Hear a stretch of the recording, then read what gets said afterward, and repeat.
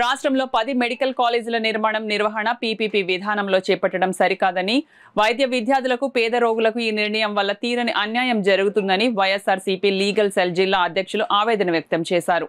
శనివారం కాకినాడ కలెక్టరేట్ వద్ద Vaikapa legal cell ఆధ్వర్యంలో మెడికల్ కాలేజీల అంశంలో పీపీపీ విధానంను వ్యతిరేకిస్తూ న్యాయవాదుల ధర్నా నిర్వహించారు. ఈ కార్యక్రమంలో పెద్ద సంఖ్యలో న్యాయవాదులు పాల్గొన్నారు. శనివారం కాకినాడ కలెక్టరేట్ వద్ద వైకాపా లీగల్ సెల్ ఆధ్వర్యంలో మెడికల్ కాలేజీల అంశంలో పీపీపీ విధానంను వ్యతిరేకిస్తూ న్యాయవాదులు ధర్నా నిర్వహించారు. ఈ కార్యక్రమంలో పెద్ద సంఖ్యలో న్యాయవాదులు పాల్గొన్నారు. 6,000 కోట్ల బడ్జెట్ పెడితే ఈ కాలేజీలన్నీ పూర్తవడం, అక్కడ మన పిల్లలకి అడ్మిషన్స్ రావడం, అలాగే అక్కడ ఆసుపత్రులు పనిచేయడం జరుగుతుంది. గతంలో మీరు అందరూ వినే ఉంటారు, కూటమి ప్రభుత్వం వచ్చిన తర్వాత లాస్ట్ టైం ఎన్నో పథకాలు ఇవ్వలేదు. లాస్ట్ 2024-25లో ఆ విషయం అందరికీ తెలుసు. అందులో మా లానేస్తం కూడా ఉంది. మా లాయర్లకి 5,000 రూపాయలు స్టైఫండ్ ఇచ్చేవారు జగన్మోహన్ రెడ్డి గారు. దాన్ని 10,000 చేస్తానని చెప్పిన కూటమి ప్రభుత్వం ఆ వాగ్దానాన్ని విస్మరించడమే కాకుండా గతంలో ఇచ్చి 5,000 రూపాయలు కూడా ఇవ్వడం మానేసింది. సో అలాగే వాహన మిత్ర కానీ ఇలాంటి ఎన్నో పథకాలు మానేసినాయి. ఇన్ని పథకాల డబ్బు ప్రభుత్వం దగ్గర ఉంది. అది కాకుండా అప్పులు ఉన్నాయి. ఈ 6,000 రూపాయలు ఖర్చు పెట్టడం ప్రభుత్వానికి పెద్ద పనేం కాదు. కేవలం ఇది కొంతమందికి లబ్ధి చేయడానికి, ప్రభుత్వం యొక్క ఆస్తిని నిర్వీర్యం చేయడానికి. ఎందుకంటే ఈ పెద్ద పెద్ద హాస్పిటల్స్ అవి కడితే రేపు పొద్దున అవన్నీ కూడా ప్రభుత్వ ఆస్తులు, బిల్డింగ్స్ కానీ. మీరు గతంలో చూసాం, కోవిడ్ పాండమిక్ టైంలో ప్రభుత్వ ఆసుపత్రుల్లో ఇన్ని వేల మంది బతికారనే విషయం అందరూ కళ్ళతో చూసాం. ప్రైవేట్ హాస్పిటల్కి ఎలా దోచుకున్నాయో చూసాం. రేపు పొద్దున ఇవి కూడా పీపీపీ పద్ధతిలో ఇవ్వడం వల్ల ఖచ్చితంగా ప్రైవేట్ వాళ్ళు ఎవడో కూడా డబ్బు పెడతాడు, డబ్బు తీసుకుంటాడు. అది ఎవరి భారం? ప్రజల దగ్గరే భారం, ప్రజల భారం పడుతుంది. కాబట్టి వీటిని తీవ్రంగా వైఎస్ఆర్ పార్టీ వ్యతిరేకిస్తుంది. అలాగే ప్రజలు కూడా చాలా వ్యతిరేకత దీన్ని వ్యక్తం చేస్తారు.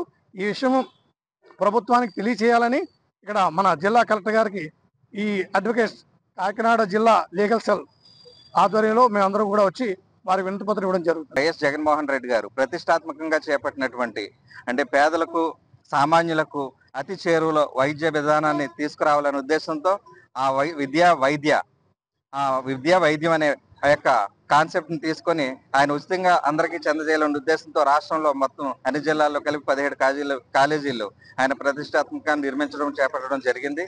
దానిలో భాగంగా ఏంటంటే 5 కాలేజీలు అవి ఆచరణలోకి వచ్చిన సంగతి మీకు తెలిసిందే. మిగిలినవి కూడా ఆచరణకు సిద్ధంగా ఉన్నాయి. అటువంటి పరిస్థితుల్లో కూటమి ప్రభుత్వం అయినటువంటి నారా చంద్రబాబు నాయుడు గారి యొక్క ఆధ్వర్యంలో ఈ కాలేజీలన్నింటినీ కూడా ఏంటంటే ప్రైవేట్ వ్యక్తులకు లబ్ధి చేకూర్చే విధంగా, అలాగే ఈ సామాన్యులకు, పేదలకు మరి వారికి ఉన్నటువంటి హక్కుని కాలరాసే విధంగా ఈ ప్రైవేట్ వ్యక్తులకు ఏంటంటే ఈ కాలేజీలను అప్పగిస్తా ఉన్నారు.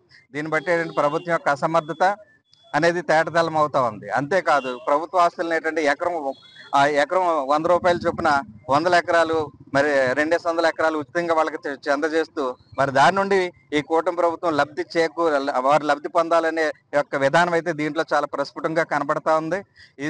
ఈ విధానాన్ని మరి మేము మా వైఎస్ఆర్సీపీ లీగల్ సెల్ తరఫున మేమందరం కూడా ప్రతిఘటిస్తా ఉన్నాం. వెంటనే ఈ పీపీపీ విధానాన్ని ప్రభుత్వం వారు ఏంటంటే రద్దు చేసుకోవాలి. అలాగే ఈ వైద్య విధానాన్ని కూడా, వైద్య విధానాన్ని కూడా ఏంటంటే మరి పేదలకు, సామాన్యులకు అందుబాటులో జగన్మోహన్ రెడ్డి గారు ఏదైతే చేపట్టారో ఆ విధంగానే కొనసాగించాలని మేము డిమాండ్ చేస్తాం.